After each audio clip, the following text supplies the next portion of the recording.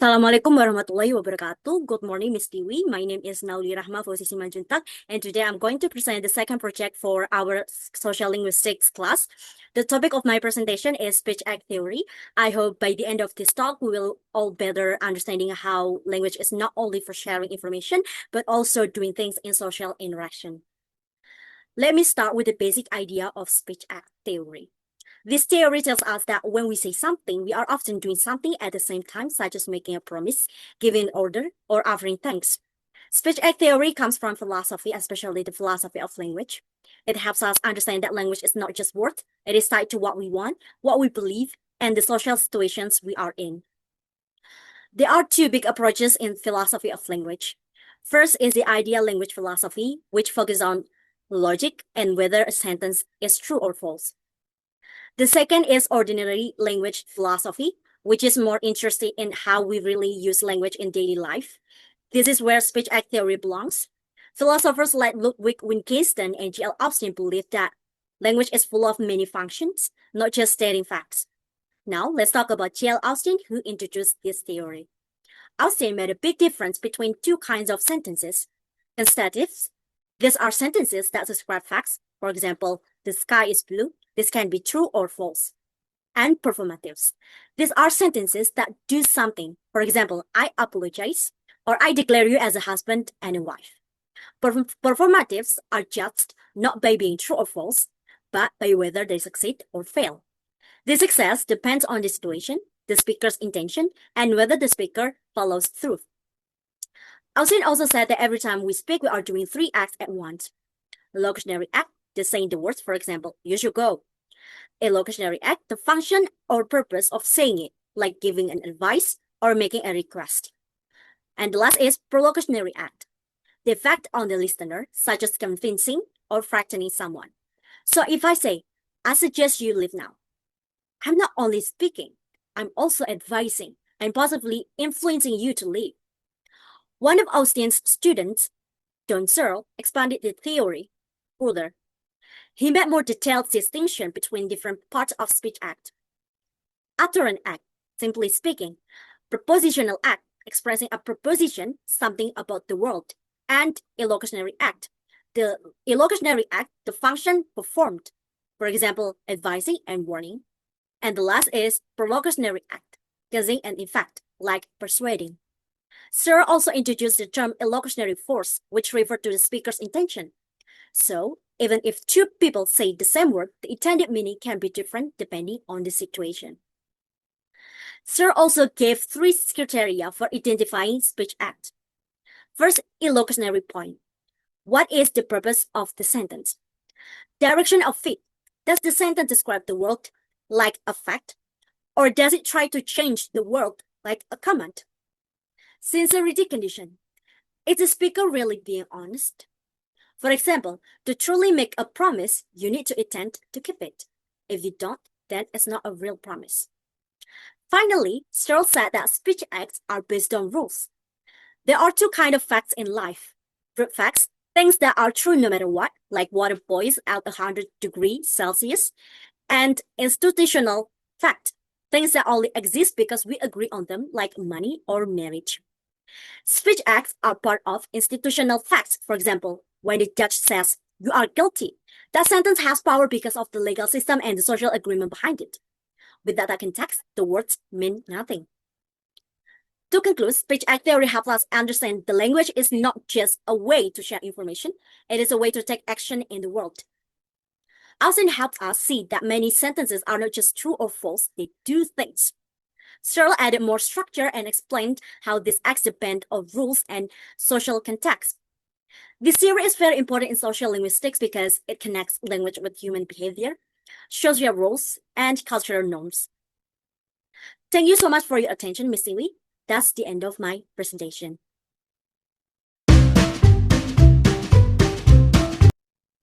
Good morning, Ms. Siwi. My name is Nauli Rahma Fauzi Simanjuntak, and this is my presentation for Project 2 in Social Linguistics class. Next, I'm going to explain the topic of locutionary acts from speech act theory. Let's begin by understanding what a locutionary act is. When we speak, we don't just produce random sounds. We use language with structure and meaning. A locutionary act is the basic act of saying something meaningful. This is the foundation for other types of speech acts like illocutionary acts, what we do in saying something, and prolocutionary acts, what we get by saying something. This concept was introduced by the philosopher Jane Austen as part of his three-level model of speech act. According to Austen, when we perform a locutionary act, we are saying something with meaning. He explained that this kind of act is made up of three parts. Part one is phonetic act, the physical production of words, the physical production of sound, phatic act, forming correct words and grammar in the language, and rhetoric act, using words to express a specific meaning or refer to something. Only when these three things are done properly and the speaker knows what they are saying, it becomes a complete locutionary act. Let's use the word go as an example. Phonetic, when I make the sound go. Phatic, when I form a valid English word go. And rhetoric, when I say go with the intention of telling someone to leave. So when I say go and you understand what I mean, that's a successful locutionary act. Now, let's look at the characteristic of locutionary acts. They are linguistic in nature. That means they focus on language structure, grammar, words, and sentence formation. They are independent of the listener's reaction. Whether or not the listener understands or responds, the act is still complete. They are pre-communicative. That means they happen before the speaker tries to achieve any social or emotional effect. In other words, locutionary acts focus on what is said, not necessarily what is meant or what happens after. Austen believes that locutionary acts are the basic foundation of all speech. However, John Searle, another famous philosopher, challenged this. Searle said that say something is never purely neutral. He believed that almost all utterances already have communicative force, so they are illocutionary. Searle made a distinction between propositional acts expressing saying something without intention and illocutionary acts saying something with intention. Because of this, many scholars started to revise or abandon Austen's original idea of locutionary act.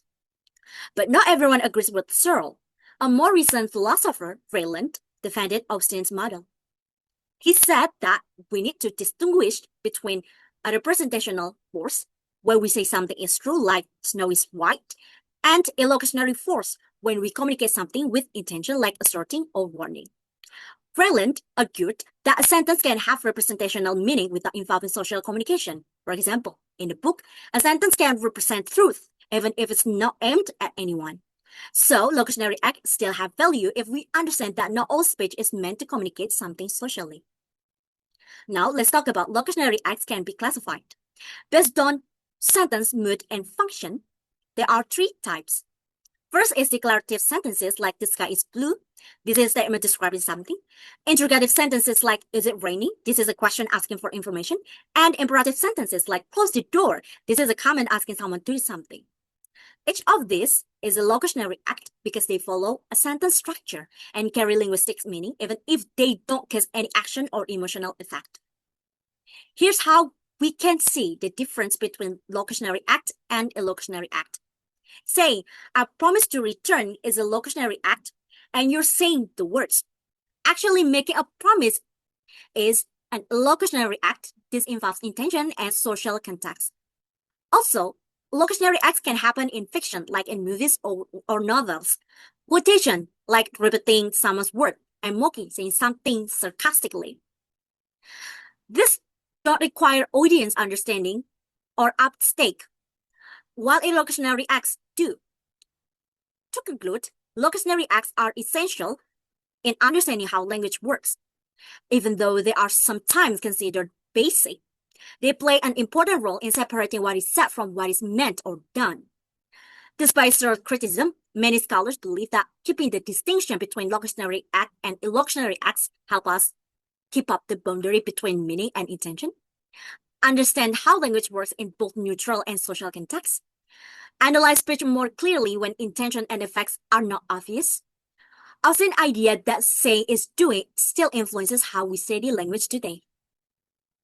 Thank you, Ms. Siwi, for listening to my explanation. That was my presentation for Project 2 in Social Linguistics or Locutionary Act. In this presentation, I will explain the topic of illocutionary acts, which is an important part of speech act theory. In speech act theory, an illocutionary act refers to what the speaker intends to do when they speak. It's not just about saying something meaningful, which is a locutionary act, or causing a reaction, which is a prolocutionary act.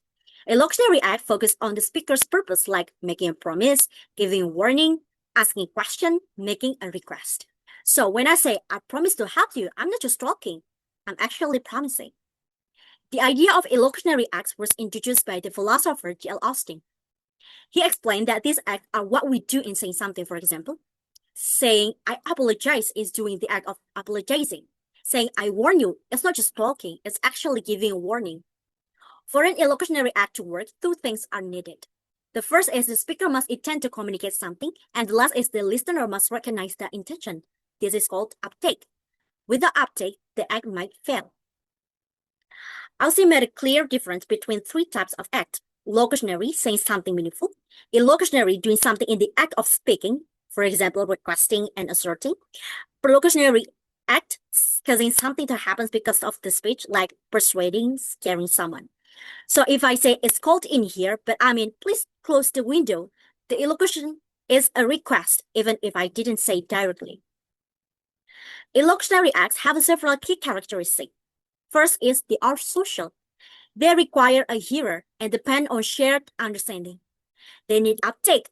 The listener must understand what the speaker is doing. They are conventional. They are follow cultural or social norms. They show communication's force. They express the speaker's attitude, such as promising, commending, or expressing thanks. Austin grouped illocutionary acts into 5 types. Verdictives, making a judgment, for example, I find you guilty. Exercitives, using power, for example, I order you to leave. Commissives, committing to future action, for example, I promise to help. Behavioratives, showing feelings, for example, I apologize. Expositives, explaining or arguing, like I argued that. These types show how speech connects with the social world. John Searle, another philosopher, made the category simpler. He listed 5 main types of illocutionary acts. Assertives state facts or opinions, for example, it is raining. Directives get the listener to do something, for example, please sit down. Commissive promise future action, like I will call you. Expressive express emotions, for example, I'm sorry. Declaratives change something in the world, like you fired. Search system is widely used because it's clear and easily to apply. For an illocutionary act to be successful or felicitous, certain conditions must be met. Conventional procedure, the situation must be right, for example, a judge in the court. Authority, the speaker must have the right to do it. Sincerity, the speaker must truly mean it. Uptake, the listener must understand and accept the act. If any of these fail, the act is unsuccessful. For example, if I make a promise but I don't mean it, that's an insincere promise. A scholar named Raylan supported Austin's idea and added an important point. He said we must separate 2 types of force. Representation of force is saying something as a fact, and illocutionary force saying something with a communicative goal. Raylan argued that a sentence doesn't always carry social meaning. For example, in fiction or irony, we might say something without truly commenting to it.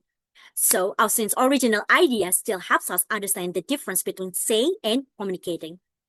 To conclude, illocutionary acts are the heart of communication.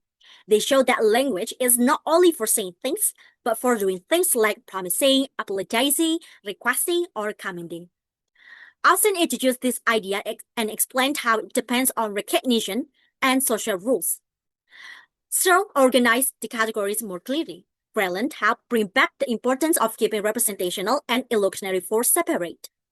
By understanding illocutionary acts, we become more aware of how our words carry power, meaning, and social action. That's the end of my presentation, Ms. Iwi. Thank you for listening to my explanation about illocutionary act.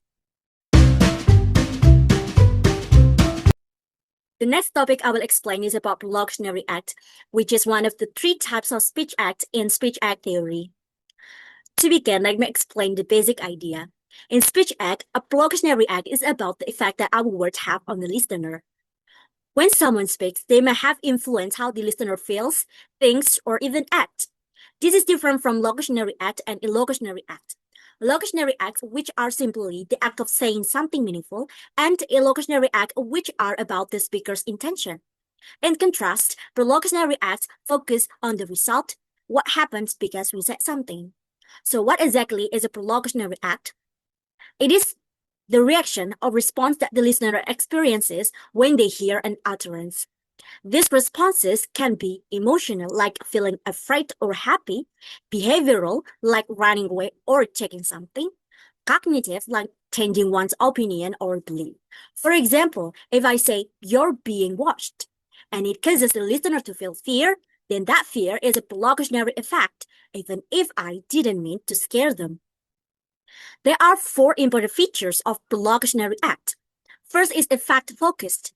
The main concern is what the speech caused to happen. The second is listener-centered.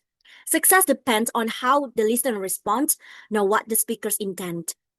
Unpredictable. The reaction can vary depending on the person or the situation. Indirect. The effect can still happen even if the speaker didn't plan it. This makes prolocutionary acts unique because they go beyond the speaker's control. Let's look at an emotional example.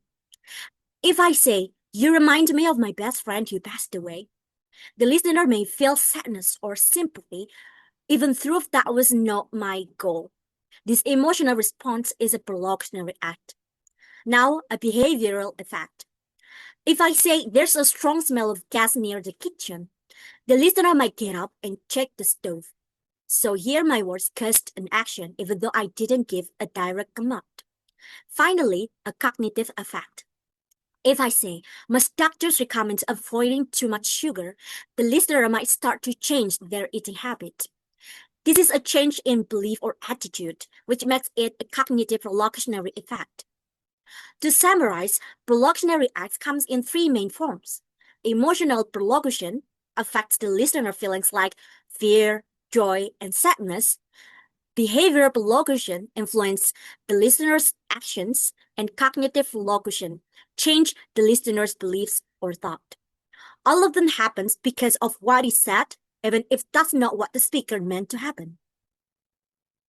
Prolocutionary acts are very important in real-life communication, especially in advertising, to make people want to buy products, education, to inspire or discourage students, politics, to influence public opinion, personal relationships, to create emotional responses like comfort or guilt.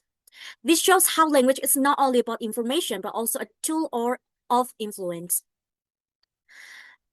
To conclude, prolocutionary acts remind us that language is powerful. What we say can affect people emotionally, mentally, and physically, even if we didn't plan it. These acts are different from other speech acts because their success is not based on the speaker's goal, but on the listener's reaction. By understanding prolocutionary acts, we become more aware of how our words can influence, change, or move others, sometimes without us even realizing it. That's the end of my presentation, Ms. Iwi. Thank you so much for listening to my explanation about prolocutionary acts for Project 2 in Social Linguistics. I hope everything was clear and easy to understand. If you have any question, I'll be happy to answer them. Wassalamualaikum warahmatullahi wabarakatuh.